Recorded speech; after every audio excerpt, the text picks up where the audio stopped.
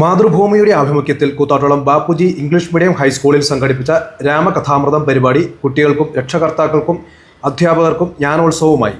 ജീവിതാനുഭവങ്ങളുമായി ബന്ധപ്പെട്ട ഗുണപാഠ കഥകളുടെ മധുരാരവം കുട്ടികൾക്ക് ആവേശം പകർന്നു. രാമകഥാഭാഷണത്തിലും ചോദ്യോത്തര പരിപാടിയിലും പങ്കെടുത്ത് കുട്ടികളും രക്ഷകർത്താക്കളും സമ്മാനങ്ങൾ നേടി. കെട്ടിട നിർമ്മാണ രംഗത്ത് അറിയപ്പെടുന്ന ഫോറവർ ഡിസൈനേഴ്സ് ആൻഡ് ബിൽഡേഴ്സിന്റെ സഹകരണത്തോടെയാണ് പരിപാടി സംഘടിപ്പിച്ചത്. കേരള എഡ്യൂക്കേഷണൽ സൊസൈറ്റിയുടെ കീഴിലുള്ള കൂത്താട്ടോളം ബാപ്പുജി സ്കൂൾ ഓഡിറ്റോറിയത്തിൽ ചേർന്ന ചടങ്ങിൽ forever designers and builders managing director Prabhudas, director Praveen Venu എന്നിവർ ചേർന്ന് രാമകഥാമൃതം പരിപാടി ഉദ്ഘാടനം ചെയ്തു.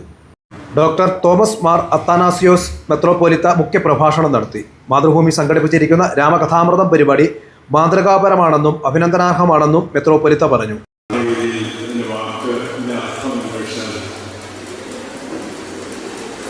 പല അർത്ഥങ്ങൾ നമുക്ക് മനസ്സിലാക്കുവാൻ സാധിക്കും. രാമായണ കഥാവതരണത്തിൽ മികവ് പ്രകടിപ്പിച്ചവർക്ക് പുരസ്കാരങ്ങൾ നൽകി. Kerala educational society general manager Mary Samuel അധ്യക്ഷയായി. പുരാണ പ്രഭാഷകയും തിരുവിതാംകൂർ ദേവസ്വം ബോർഡ് കാളികാവ് ക്ഷേത്ര ഉപദേശക സമിതി പ്രസിഡന്റുമായ ഗീതാ ചന്ദ്രൻ രാമായണ കഥാഭാഷണം നടത്തി.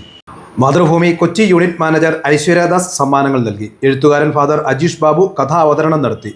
ബാപ്പുജി ഇംഗ്ലീഷ് മീഡിയം സ്കൂൾ പൂർവ്വ വിദ്യാർത്ഥി സംഘടനാ ഭാരവാഹിയും ജില്ലാ പഞ്ചായത്ത് അംഗവുമായ Ullas Thomas, principal Sheela Sabu Mettumpurath, PTA president Sandhya Biju, Mathrubhumi ലേഖകൻ NC വിജയകുമാർ, അഭിരാം ഷാബു കുന്നിക്കൊമ്പിൽ എന്നിവർ സംസാരിച്ചു.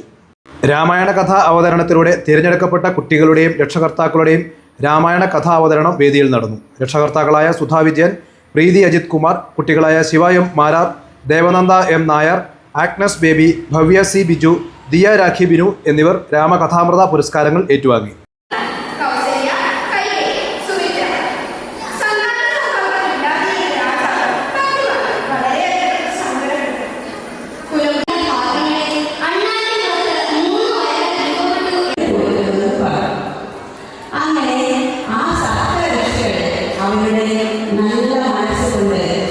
ഈ രത്നാകരനെ ഉപദേശിക്കാറുണ്ട്.